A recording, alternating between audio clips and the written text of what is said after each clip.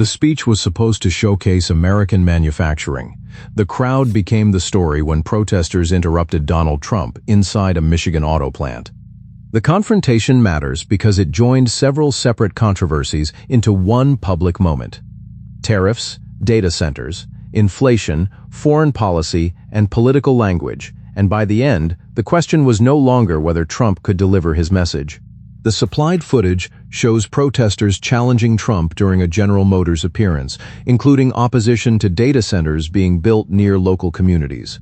We'll look at what was said, what the interruptions revealed, and why this kind of event can become politically damaging because the most important part wasn't one insult shouted from the floor. It was the collision between Trump's promises and the audience's daily concerns. The speech opened with a familiar argument from Trump. Foreign competition had weakened American industry, and tariffs would reverse that damage. He described a 25% tariff on foreign automobiles as a measure previous presidents lacked the courage to impose, which gives the speech a simple hero and threat structure. Trump presents himself as the defender of domestic production. Foreign producers become the force that supposedly took jobs, weakened factories, and left American workers exposed. But a public event isn't a campaign video. The people in the room can answer back. They did. At several points, voices from the crowd accused Trump of being a communist, while other protesters used a separate personal accusation. And the exact exchanges are difficult to follow because multiple voices overlap and the audio shifts between Trump, protesters, and the room. That matters.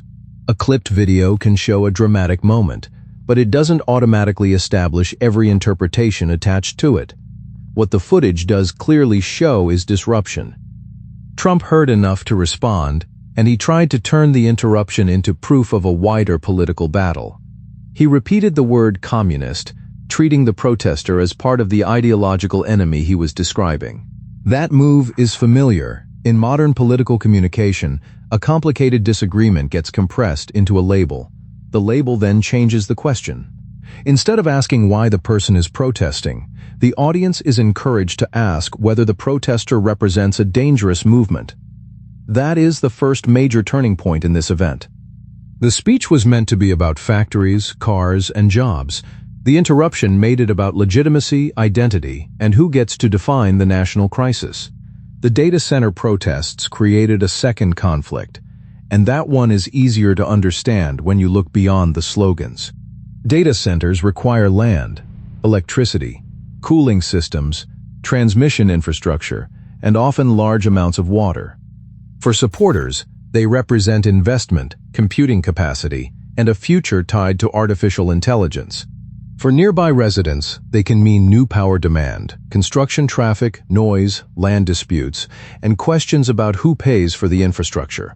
That is why the phrase "no data centers in our communities" carries more than a technology argument. It is also a local control argument. People are asking whether decisions made by corporations and government officials will override neighborhood consent. Trump's broader support for data center development therefore creates an awkward political mismatch. He can describe the projects as symbols of American strength, while residents experience them as projects arriving before they've agreed to the costs. Those two perspectives can exist at the same time. A project may bring jobs and investment, while still creating serious burdens for people living nearby. That tension becomes especially visible when a national politician appears in a local industrial setting, while the backdrop says jobs, production, and American renewal, and the protesters are saying that renewal shouldn't happen without limits. The disruption wasn't random noise. It exposed a conflict over who benefits from the next phase of industrial policy. That conflict is likely to grow wherever energy-intensive technology projects meet established communities. The next layer of the speech involved affordability, where Trump rejected the idea that the word itself should define his economic record, and the supplied clip shows him describing affordability as a term pushed by the media after he had been in office for less than a day. His argument was that prices had already begun falling, or that his administration had started lowering them. But the political problem is straightforward. People don't experience affordability as a slogan. They experience it through rent, food, fuel, insurance, medical bills, and monthly payments. Even when one price declines, households may still feel squeezed because several other costs remain high. That creates a gap between an official's description of the economy and a voter's personal ledger because Trump's language tries to settle that argument through confidence. If he says the economy is improving, the statement itself becomes part of the political case. The people listening, however, can compare that promise with what appears in their bank accounts. That is why affordability became such an effective opposition theme. Whether or not Trump accepted the term, rejecting the word doesn't remove the bills behind it. It may sharpen the backlash. That can make people feel that their experience is being argued away. That is the contradiction. Trump wants credit for economic improvement, but he also wants freedom from the language voters used to describe economic pain. He wants the result recognized without accepting the measurement. That is a difficult position to defend in a factory, where wages, prices, overtime, and job security are concrete subjects. The speech then expanded from economic claims into sweeping declarations about America's condition, as Trump described the country as entering a golden age and called the period the greatest year America had experienced. They create momentum. Those phrases give supporters a broad emotional conclusion before every detail has been tested. But sweeping language also creates a larger target for critics. If the economy is supposedly at its strongest point, then any continuing hardship becomes evidence against the claim. If the country has already been completely turned around, then the audience can ask why so many problems remain unresolved. The bigger the promise, the easier it becomes to challenge with one visible exception. Trump also connected his economic message to a broader story about respect for the United States abroad. In the clip, he referred to international gatherings and said America was being treated as a stronger leader again. But the source material itself raises a problem with that description, suggesting that different international meetings were being blended together, which may sound like a technical correction, but matters when the argument is about credibility. A political speech can turn several events into one polished impression, and the audience hears confidence while the record requires separate questions. Which meeting took place? Who attended? What was decided? And what evidence supports the claim of renewed respect?